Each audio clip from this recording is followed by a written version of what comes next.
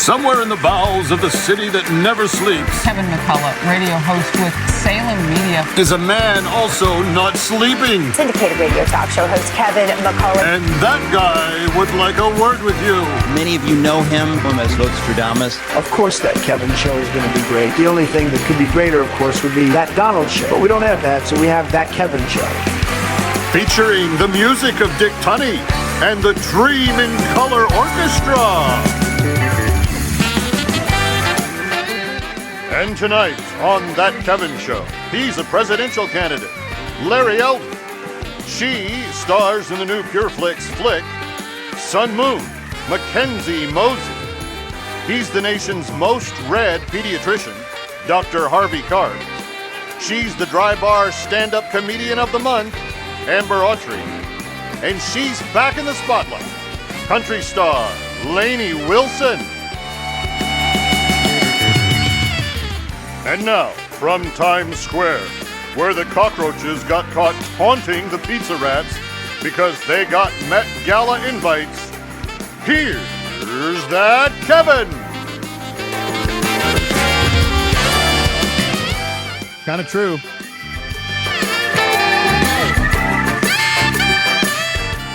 And I'll get to that in a second, but I love this jam.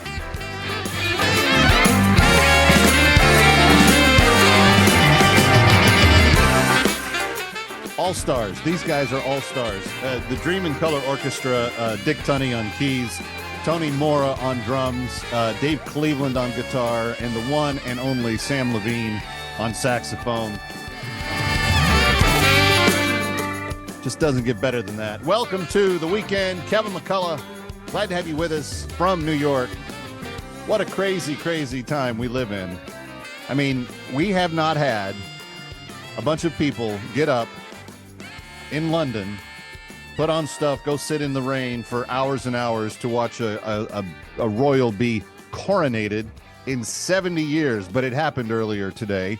And now Prince Charles is now King Charles. He's been king for a little while, but he's officially king, head of the Anglican Church, all the rest of it. Anyway, he took the throne today.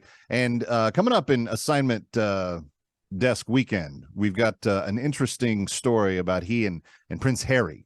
Prince Harry is he's not the favored one. He's not going to be sitting on the throne unless something happens to Will, and then it would fall to him. But he's the spare, as he said famously on the cover of his book. But that happened today, and evidently it was kind of rainy and messy. But when they did the parade down the main entryway to the palace, the sun came out and parted ways, and everybody got to see the gleaming gold coach. It was just really something to see. I'm not as into this as my bride is, and as I know other people are. But it is still kind of historic, which makes me ask the question, why would Meghan Markle not want her children, the king's grandchildren, to see that in person? I mean, you always talk about how you're left out of things, and then you purposefully leave them out of things. That doesn't seem to make any sense. Your whole time you've been in the royal family, you've been complaining about how, ostracized and left out and everything else you were. And you have an invite to come to a coronation, which has only happened one time in the last 70 years. And you say, forget it. Never mind. Doesn't make a lot of sense to me. But then again, I don't know that Harry and Meghan make a lot of sense to anybody. Anyway, voice man Dave, he nailed it. The cockroaches got invites to the Met Gala. Did you see it?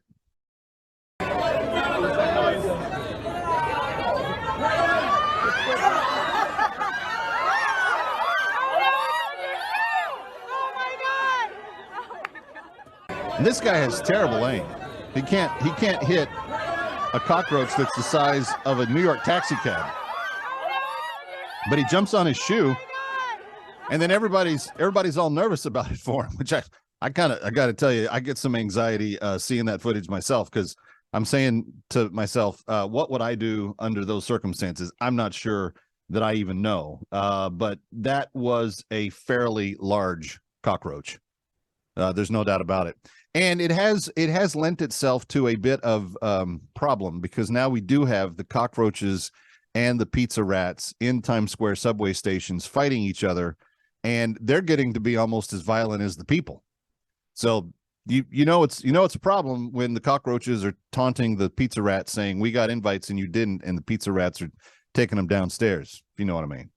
All right, in all seriousness, there is some other news to get to, and I was very much surprised to encounter a story earlier today about Evangeline Lilly. You remember the Evangeline Lilly? Dave, you remember Evangeline?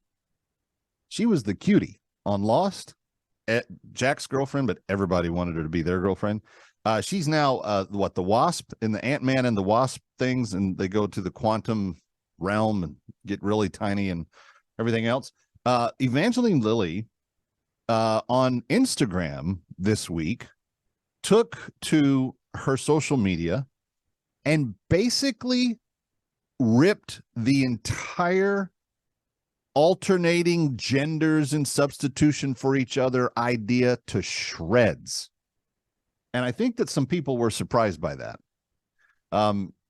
She's kind of athletic. She's kind of tough. She's starred in some major, action roles in the Marvel series between Endgame and the two Ant-Man and Wasp movies. She's had to do a lot of stunts, and she's in good shape.